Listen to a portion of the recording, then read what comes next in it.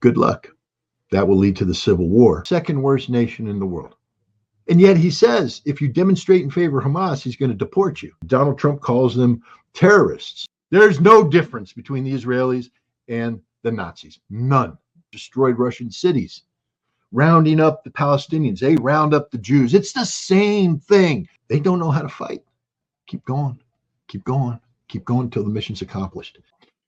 Everybody who does business with Israel, well, we welcome the Palestinians in with open arms. No, they condemn them. They'll continue the same policies. It's the same way. I mean, strategically speaking, for Iran to attack Israel is the dumbest thing in the world. Because right now, Iran can end the cycle of violence between Iran and Israel. Bring an end to it. Cap it. Everybody knows the Israeli strike against Iran was pathetic. Everybody knows Iran can level Israel.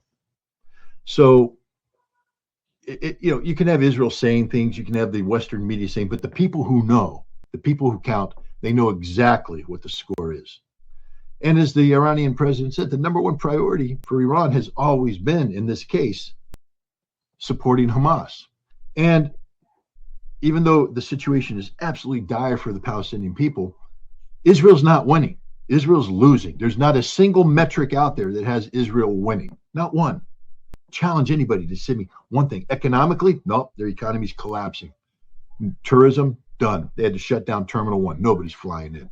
No tourist economy. Nobody's investing in Israel. Nobody wants to build. Israelis are fleeing. They're fleeing their homes in northern Israel. They can't return to their homes. They're being bombarded. Israel, nobody's coming in. Nobody wants to be part of this. Israeli political commentators are talking about Israel in a near civil war state, fighting amongst themselves. Reservists are committing suicide rather than joining up. Desertion rates between 12 and 24% in certain units. They're not beating Hamas. They're not beating Hezbollah. They can't beat Iran.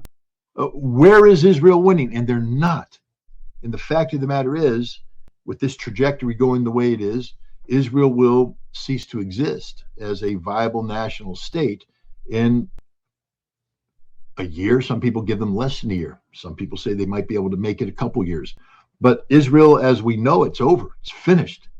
The world has abandoned Israel. Israel will never recover global approval for the state of Israel. The fact is, the world is insisting now on a Palestinian state, which is something, of course, this current iteration of the Israeli government says they will never accept, which is why they're collapsing, because they've boxed themselves into a corner with no way out. So if I'm an Iranian, I'm sitting there, yeah, I mean, I'm mad. You killed 4 of my soldiers, you killed a civilian, I'm going to do it. But I'm also looking there going, Israel's defeating itself. Why do I want to do anything that gives Israel a way out? Because expanding the war is actually good for Israel, because it changes the focus on Gaza. It changes the focus now to global stability, and everybody will be intervening to stop this war. And it'll be an intervention that is designed to preserve Israel's status as a nation state, to inject security into the mix. Iran doesn't want that. Nobody who is against Israel wants that. So the best thing to do is just sit back, continue to support Hamas, continue to support Hezbollah, and let Israel kill itself, because that's what Israel's doing, killing itself. That's a war crime. Look, Nazi Germany did it, in Czechoslovakia.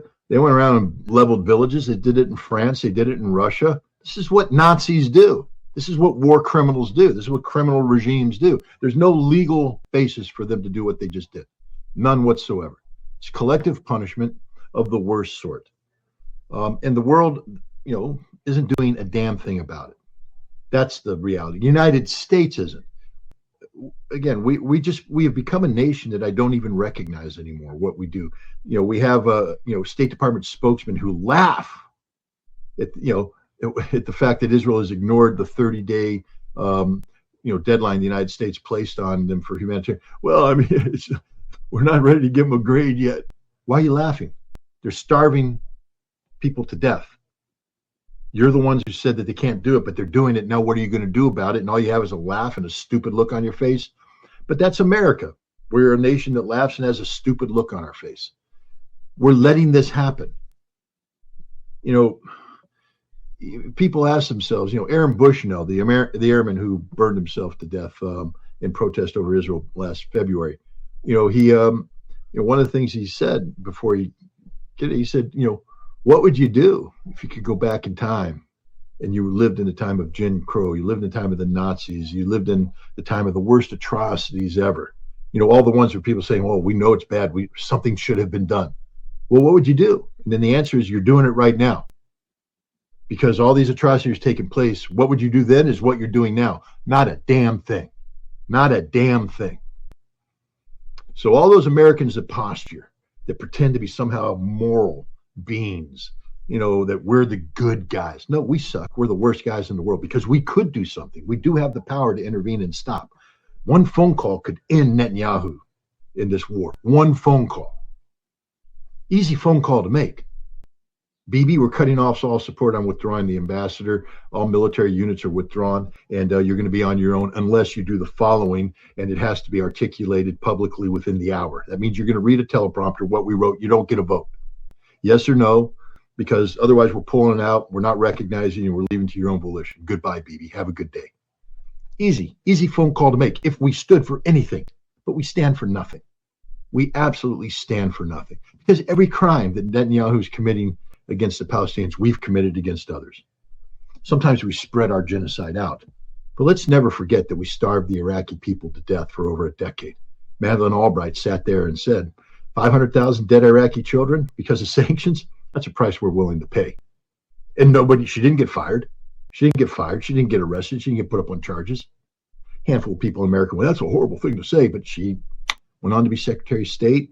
And went to Georgetown University and became a professor teaching the next generation of American diplomats about American morality. 500,000 Iraqi children's death is a price we're willing to pay. We illegally invaded and occupied Iraq and killed millions. That's okay. We're America. We can get away. So why would we ever speak up against it? Because what Israel is doing against the Palestinians, as horrible as it is, pales in comparison to what we've done to the world. We've killed millions we've killed. And nobody holds us to it. Not even ourselves. I know the world can't because we're too big. But we're the ones, the people of the United States of America are the ones that are supposed to hold ourselves accountable to a higher standard. And we're doing nothing. Aaron Bushnell was 100% correct. What would you do if you went back in time? The same thing you're doing now, which is absolutely nothing. Because we stand for nothing. It's the same. Look, the Israelis today are the second worst nation in the world. America's the worst nation in the world. Like I said, our crimes are on a scale beyond belief. But Israel's the second worst nation in the world. There's nothing good about Israel. Nothing. There's not one thing good about Israel. You can't name one. They allow this to happen. They are literally a walking, talking, meme-generating machine, and all the memes are Nazi-related. Every photo you see of Israeli troops walking through Gaza, you can find the Nazi equivalent of the German troops walking through destroyed Russian cities, rounding up the Palestinians. They round up the Jews. It's the same thing, the same mindset, the same crimes that are happening. But we're letting it happen. We could stop it. We, the United States, could stop this instantly. And we ought not to. Remember, it's a choice. It's not that we're powerless to do anything. It's a choice we've made. The American people are paralyzed right now. There's a handful of people who are bravely out there protesting in favor of Palestine, but they're derided by both sides. Derided. Donald Trump calls them terrorists. Donald Trump, he's the guy. I am Iron Man. I mean, again, remember, for the one thing that he might save us all, he's a moron on everything else. He assaults free speech. He claims that he's going to defend free speech. He claims he's going to do it because, he has himself been subjected to attacks about free speech. And yet he says, if you demonstrate in favor of Hamas, he's going to deport you. Wait a minute. That's hate speech. Well, hate speech is free speech, Donald. I mean, this is the problem when you elect a moron to be president. He doesn't know the Constitution. He doesn't know anything about the Constitution. He couldn't tell you what the hell is in the Constitution. I would love to be a fly on the wall when he interviews Supreme Court justices to see kind of stupid, inane questions he asks them about the Constitution. Sounds to me like Israel's been beaten. They were supposed to have advanced 20 kilometers deep, taken all this territory, kicking Hezbollah's butt. And Hezbollah is standing fast. Israel's taking a pounding, and they're pulling out. If you want to watch more Israeli soldiers commit suicide, pull these brigades out and tell them, now you have to go right back in and fight over the same terrain that you just left. So you're not pulling the Israeli troops out to send them back in. Pulling them out because you lost. You lost. They haven't been engaged that long. I mean, this is the problem with the Israeli military. They don't know how to fight. They don't know how to do campaigns. They are geared towards short, sharp conflicts. In, mess it up, get out.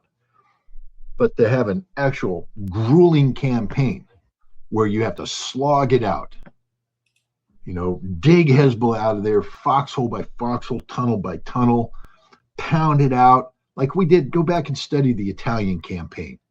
When the Americans were in Italy and fighting the lead up to Monte Cassino, and the kind of fighting was taking place in the mountains, in the hills, in the valleys of Italy. Bloody, bloody fighting. Israel can't do that. Their military isn't geared towards that. They would collapse in a heartbeat because they can't take the casualties. They can't absorb those casualties and survive. A real military can take a licking and keep on ticking. It's not a good thing, but you take the United States Army, take the United States Marine Corps, put them in a situation like that. We don't quit. We just keep going, keep going, keep going, keep going, keep going until the mission's accomplished. And there's a lot of dead bodies back there, ours and theirs, but we will accomplish that mission. Israel can't do that. They're in there right now. They're crying. This is an army of men who weep at funerals. That's not a crime to weep at funerals, but this is a very emotionally demonstrative group of people. They can't handle the losses. They can't go, too bad, we lost Sergeant Smith today. We'll have a ceremony for him later, but then, boom, we move on, keep on with the mission. Or sometimes you don't get Sergeant Smith back.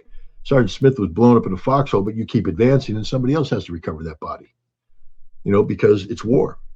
But no, the Israelis, everybody has to be pulled back. There's a big funeral, wailing, gnashing of the teeth, pulling of the hair.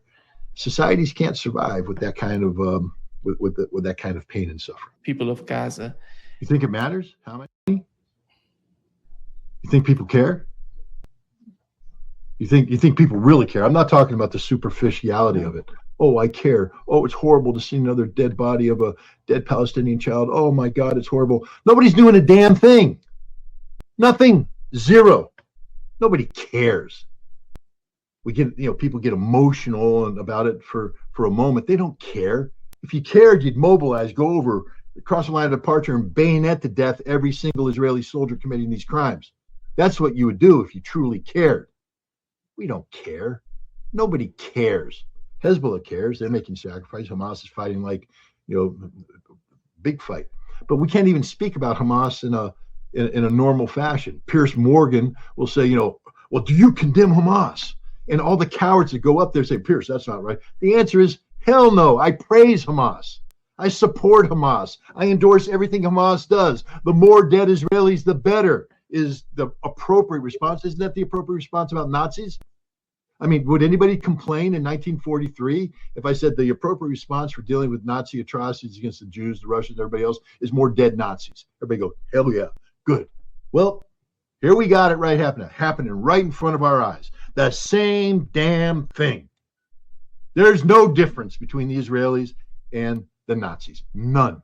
Listen to the rhetoric of the Israeli politicians. We ignore it, but it's there. They say it broad, straight up. These are animals. Slaughter them. They're talking about starving them to death. You have Israeli generals driving through talking about committing crimes, and nobody's doing anything. Nothing. What we should be doing is targeting those Israeli generals. Put a cruise missile up their butt because they're criminals. We're all about sending drones out to kill high-value targets and terrorist groups around the world. Israel is a terrorist nation, literally by definition. And we're not doing anything. So I'm sick and tired of people talking about the poor, suffering Palestinian people. It's just a gimmick for you. You don't really care. If you did care, you'd be saying things and demanding things be done.